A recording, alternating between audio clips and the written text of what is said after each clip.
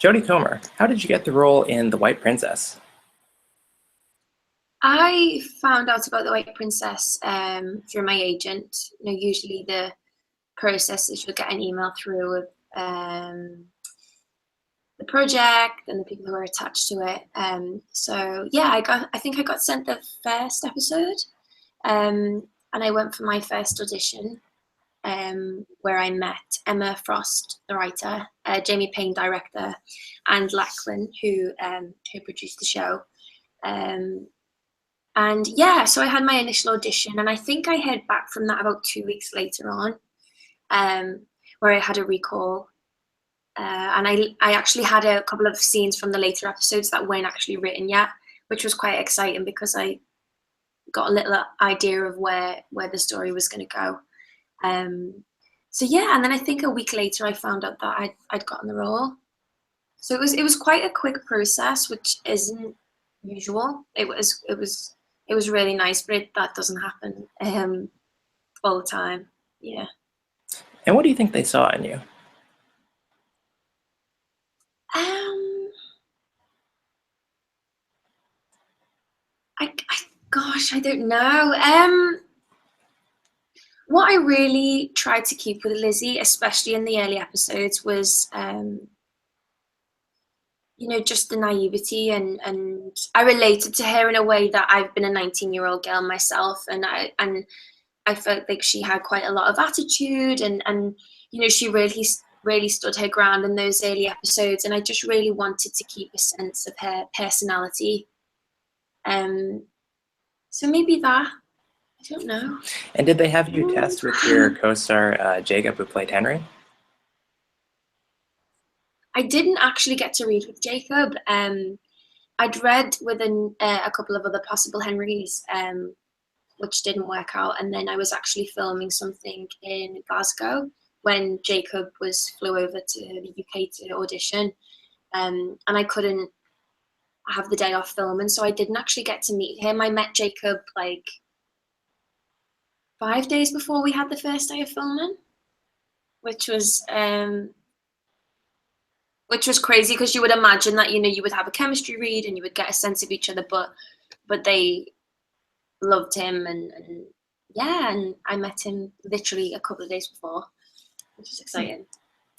Now, this isn't a role that we've seen like too much on screen, but it is one that has been depicted, albeit in smaller roles. So did you base your performance off of anybody else's or take notes from any other portrayals of the character that you'd seen? I didn't actually, and only because I feel when I go into a project, I have my own ideas and my own thoughts, and I kind of don't want anything to alter that or make me feel a different way. I think instinct is, what you have to go with. And I think if I would have watched the way someone else had played her, it could have, changed my view. So yeah, I'm kind of I was a bit against that, really. And had you seen the prequel series, The White Queen? I had, yes. I watched it. I hadn't previously to the audition. I watched it after the audition,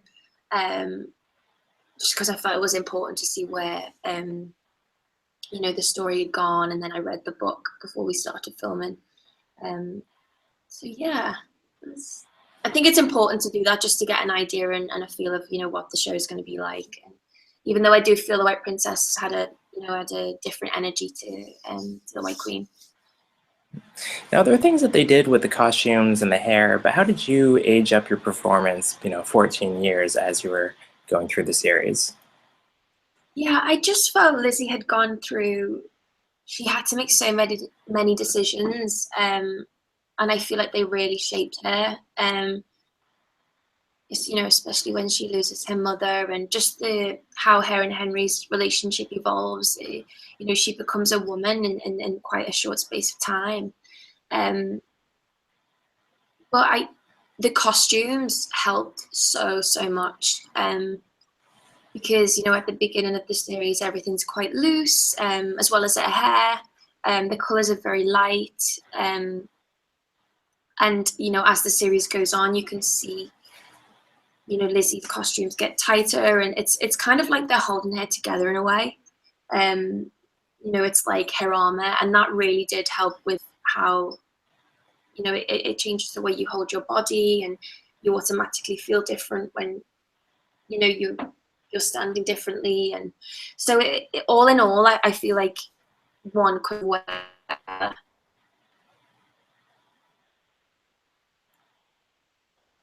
Sorry, I lost you for a second there. So Lizzie doesn't always have a ton of agency in this series, but was there a moment that you were most proud of her in terms of like political savviness? Quite a lot towards the end of the series. I just feel like she really finds her feet in the position that she's in. And I think she enjoys it. And I also think she realizes the danger that surrounds her own children, you know, and I think that she will do anything to protect her children and her husband. So I think she has a lot of moments. I mean, there was a lot of scenes where, you know, Lizzie is addressing the room, you know, or like, so the scene in, I think it was episode 6, where she's on the horse and she rides to the men who've kind of fled the battlefield and kind of tells them what she thinks, which was really empowering. It was so much fun to do, you know, to do those scenes and you know, have to speak to so many people. What kind of job do you think she would have had if she had been born into a middle-class family? Oh wow. I don't know. That's a good question. I feel like whatever job that she would have had, she would have made sure that she was the best in it. You know, I feel like she had her mother's strength and determination, and I feel like with that behind her, that would have carried her very far. I don't know. What other job? It's funny, isn't it? Because I was so researching Lizzie, I'm like, what other jobs were there? Yeah, maybe not anything for women, actually. Yeah, true. No, I find it kind of fun how at the end of the show, you know, you say like you'll always be by Henry's side, and then, you know, I go online, Wikipedia or whatever, and then I read that actually she only lived another 3 years because she died from complications in childbirth when she was giving birth to child number 8. So how do you feel about how, you know, the series doesn't actually go that much further and it's not depicted? And do you know what? It's something I never actually thought about, because I was so, when I read episode 8, I was so obsessed with it. I just loved the way it ended. And it kind of leaves people, you know, unless people do what you did and go online and research it, it leaves them to make their own assumptions. Because even though it is history, you know, it's essentially, it entertains people. And I kind of felt like it was like such a pivotal moment to end on. I think it would have been really interesting to show that and explore it as, you know, after Lizzie died, Henry kind of went into turmoil and he just was kind of lost without her. So I do think it would have been interesting to show. But I think for the whole series, they were fighting for their, you know, their name, and they got that. So then to, you know, kind of go to the sad part again. I'm quite happy that we ended. Well, we didn't really end on a happy note, actually. I'm thinking of Lizzie. It wasn't really a happy note, but you know, her family were together, and I feel like she was, you know, she'd made herself very clear, and yeah. Okay, now you've been acting for about a decade, but was there ever anything else that you wanted to do instead of acting?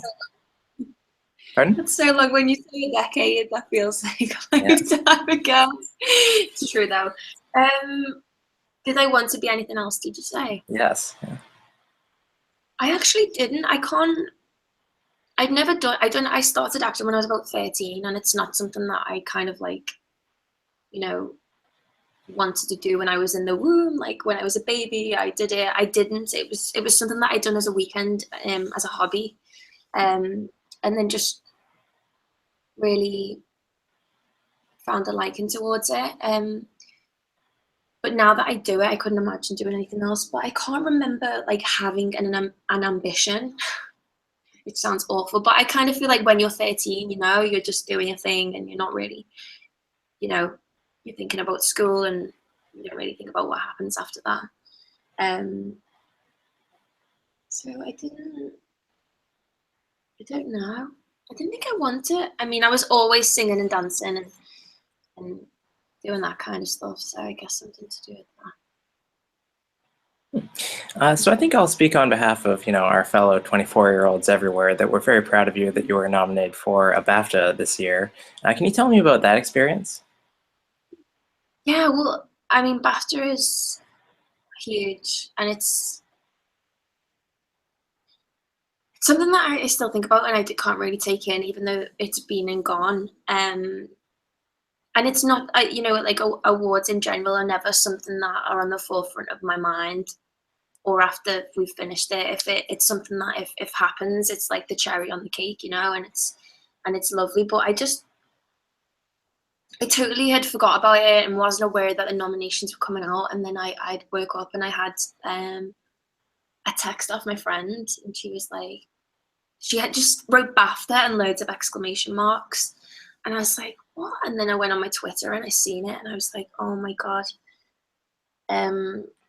It's amazing, to be acknowledged for work that I've done is really overwhelming, and it's so lovely. And hopefully it's not the last, but it was lovely. I took all my family, and it was a right family affair. We celebrated. It was a lovely night. Yeah, it had been over a year since the show had even aired its finale that you were actually nominated. Yeah, exactly. Yeah. So, and you just never know, the especially like I love British drama, and it's something I'm very proud of, and there is so much good drama. So, you just think, there's 100 other people who are, just as deserving. So yeah, I felt very lucky. Yeah. Now, when you were starting to film The White Princess, you did an interview where you said that show that you were nominated for at 13 for Best Actress was the most challenging role that you had ever taken on. Did The White Princess surpass that? I think The White Princess was challenging, absolutely, in a different way. I feel The White Princess really showed me about stamina. I've always wanted to do like a big costume period drama, and this was my first one of this scale. It was, I think it was 4 or 5 months filming. And those amazing costumes, and hair and makeup, they would add like an extra 2 hours, just over 2 hours to your day. So you'd be, maybe getting up at 5:30 and you wouldn't get home till 7:30. So it was more about just keeping my focus up, just because the days were that little bit longer. And it was a huge job, it was a long time, but that was what was so wonderful about it, is when you do a job of that scale, everyone on set is kind of like a family. You live with these people nonstop. So yeah, it was challenging, but it was fun. Yeah, it was challenging in a different way. Yeah, it is 8 episodes, and you are, the White Princess. So, Yeah. Yeah. She did a what would lot you of say was talking. the most challenging part of it? What was the most challenging part of it? I guess my initial worries were about aging Lizzie. And I knew that was going to be a challenge because we'd spoke with the creative team about not wanting to, be giving her any fine lines, or, doing anything to her hair. We didn't want it to look too much. So a lot of it had to come through her physicality and her presence, and just the way she acted. So I guess that was my biggest challenge. Yeah. And what differences did you perceive in making a series for America instead of the UK? I guess it was just on a bigger scale. You know, there was 8 episodes. I've never been on a set where they had a huge set that was built that we spent most of our time on, which was just incredible. I've never ever been on a set like that before. Like you say, the details and the costumes, everything was just felt, you know, huge. And yeah, I think it just felt it just felt enormous. And what I have found as well, because it has aired in the US, I haven't really heard much about it. You know, like if usually if you're in a drama at home or something, you'll see a lot of things, or you'll hear reviews or whatever. So because it's like the other side of the pond, it's like you don't hear anything, which has been strange, but it's quite nice to just go, oh, okay, well I filmed that and I hope people like it, and you know, that's that kind of thing. So that's the other difference is, yeah. Okay, and finally, you're in Spain right now. What do you have coming up next? I actually have something really exciting coming up. I got a phone call a couple of days ago, but I actually I can't say anything as of yet. But I think it will probably be coming out very soon, and it's again totally different to The White Princess, All right. which I'm Well, really looking forward to. I guess Yeah, we'll just have to take your word for it. yeah, yeah. Okay, best of luck at the Emmys, and yeah, we look forward to whatever that is coming up. Yeah. Thank you very much.